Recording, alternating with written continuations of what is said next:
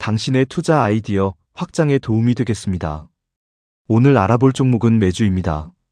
메주, 이 회사 뭐 하는 곳인지 먼저 알아볼게요. 메주는 2007년 연세대학교 의공학 박사 출신들이 설립한 이동형 원격 환자 모니터링 기업입니다. 핵심 제품은 웨어러블 환자 모니터링 패치인 하이카디 플러스인데요. 2020년 국내 최초로 웨어러블 환자 모니터링 패치로 식약처 인증을 취득했습니다. 독특한 건 아키텍처인데요. 별도의 전용 게이트웨이 없이 스마트폰을 게이트웨이로 활용해서 실시간 생체 데이터를 클라우드로 전송하는 방식이에요. 유통은 동아ST가 전국 병원 영업망을 통해 담당하고 있어서 빠른 시장 침투가 가능한 구조입니다. 2025년 기준 누적 6천 병상 공급을 달성했는데요. 핵심 포인트는 이겁니다. 국내 원격 환자 모니터링 도입 병상 침투율이 겨우 3%에 불과하다는 거예요. 전국 60만 병상이 잠재 시장인데 아직 시장 개화 초기 단계에 있다는 뜻입니다. 왜 지금이 투자 기회인지 설명해 드릴게요. 기존 전통 유선 모니터 방식을 먼저 보면요. 심전도 전극 5개에서 12개와 케이블이 환자와 침상옆 모니터를 연결하는 구조입니다. 이 장비는 전체 병상의 7에서 8%, 즉 중환자실과 응급실, 수술실에만 설치돼 있어요. 나머지 92에서 93%의 일반 병동 환자는 간호사가 주기적으로 순회하며 측정하는 방식에 의존합니다. 그러다 보니 그 사이에 발생하는 급성 악화나 부정맥 이벤트가 포착되지 못하는 경우가 생겨요. 게다가 우리나라 간호사 1인당 환자 수가 13명에서 16명으로 OECD 평균 8명의 약 2배에 달합니다. 주기적 순회 측정에 의존하는 방식 자체가 구조적 한계를 가지고 있는 거죠. 메주의 웨어러블 패치는 이 한계를 해결합니다. 환자가 이동하더라도 연속 측정이 가능하고 클라우드 대시보드를 통해 의사 한 명이 다중 환자를 동시에 관리할 수 있어요. 침투율 3%라는 말은 아직 97%가 미개척 상태라는 뜻입니다. 투자 가치를 이해하려면 수가 체계를 알아야 해요. 수가란 의료 행위에 대해 건강보험에서 지급하는 금액인데요. 기존 26,544 심전도 침상감시 수가는 상급 종합병원 기준 하루 18,803원이었어요.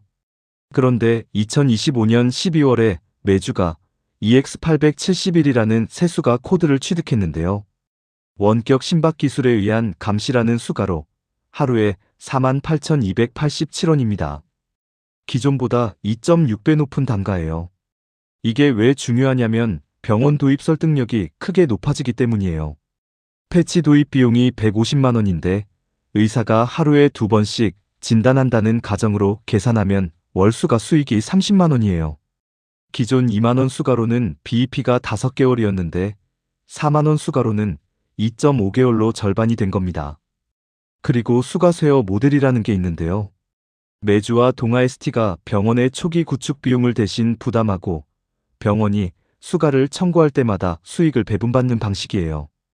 이 모델을 쓰면 병원 입장에서 초기 현금 지출이 사실상 제로여서 도입 결정이 훨씬 빨라지는 구조입니다. 숫자로 확인해 볼게요. 2025년 매출이 74억 원으로 전년 대비 211% 성장했습니다. 2026년에는 154억 원으로 109% 성장, 2027년에는 285억 원으로 85% 성장이 기대돼요. 매출 총이익률도 보면요. 2024년 49%였는데 2025년 68%, 2026년 80%, 2027년에는 무려 89%까지 올라갑니다. 이게 왜 이렇게 좋아지냐면 구독료 때문이에요. 설치 병상이 누적될수록 매달 들어오는 구독료가 쌓이는데 이 구독료의 마진이 압도적으로 높아요. 구독료가 2025년 7억 원에서 2026년 25억 원, 2027년 66억 원으로 연평균 174%씩 성장할 것으로 예상됩니다.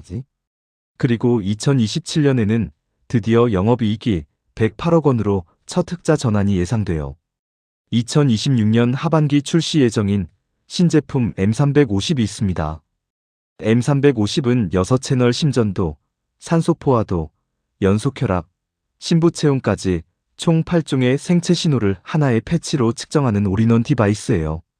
기존 하이카디 플러스와 M300이 심전도 중심이었다면 M350은 고중증 병동까지 커버가 가능해지는 게임 체인저입니다.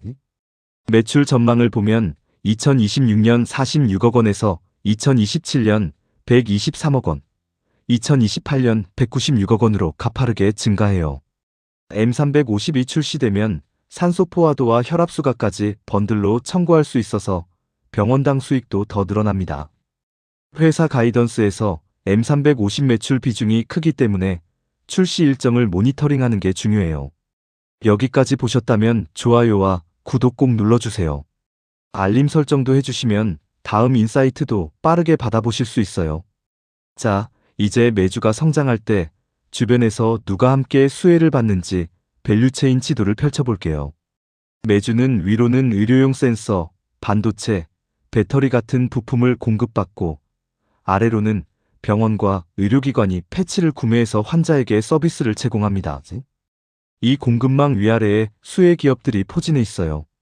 밸류체인 첫 번째, 직접 수혜 기업들입니다. 가장 직접적인 수혜는 동아ST예요. 동아ST는 매주의 핵심 유통 파트너이자 지분 3.8%를 보유한 주주입니다. 매주 매출이 늘어날수록 동아ST의 유통 수익도 직접 연동돼요. 두 번째는 시어스 테크놀로지입니다. 국내 원격 환자 모니터링 시장 1위 업체인데요. 시어스가 시장을 선도하면서 매주가 따라가는 경쟁 구도인데 시장 자체가 커지는데 동반 기여하는 생태계 선도자 역할을 해요. 시어스의 성장 속도가 매주의 잠재 성장 궤도를 보여주는 벤치마크가 됩니다. 세 번째는 의료용 센서와 부품 공급사인데요. M350 출시로 측정 파라미터가 8종으로 늘어나면 부품 수요도 함께 늘어나는 구조입니다. 의료용 센서, 저전력 블루투스 칩, 의료용 배터리 공급사들이 수혜를 받아요. 마지막으로 의료 클라우드와 AI 플랫폼 업체입니다. 매주는 스마트폰 게이트웨이를 통해 클라우드로 실시간 생체 데이터를 전송하는데요. 클라우드 인프라 및 의료 데이터 AI 분석 서비스 수요가 증가할 것이고 향후 데이터 기반 진단 보조 AI 서비스로의 확장 가능성도 존재합니다. 밸류체인 두 번째로 간접 수혜 생태계입니다. 고령화와 만성질환 환자 증가, 의료 인력 부족이 심화될수록 원격 모니터링 수요가 구조적으로 늘어나는 흐름이에요. 필립스, GE, 마인드레이 같은 전통 모니터 선도사들도 웨어러블 패치 시장으로 진출을 모색 중인데요. 이 글로벌 대형사들이 시장에 들어오면 오히려 시장 자체가 더 빠르게 성장할 수도 있어요. 한편으로는 이들 글로벌사의 시장 진입이 매주에게는 위협이 될 수도 있습니다. SK바이오팜과 오스코텍 같은 국내 디지털 헬스케어 기업들도 간접 수혜를 받습니다. 원격 환자 모니터링 시장 성장은 디지털 헬스케어 전반에 긍정적인 투자 분위기를 조성하여 국내 디지털 헬스케어 기업들의 밸류에이션 리레이팅에 우호적인 환경을 만들거든요. 삼성전자와 애플도 간접 수혜를 받습니다.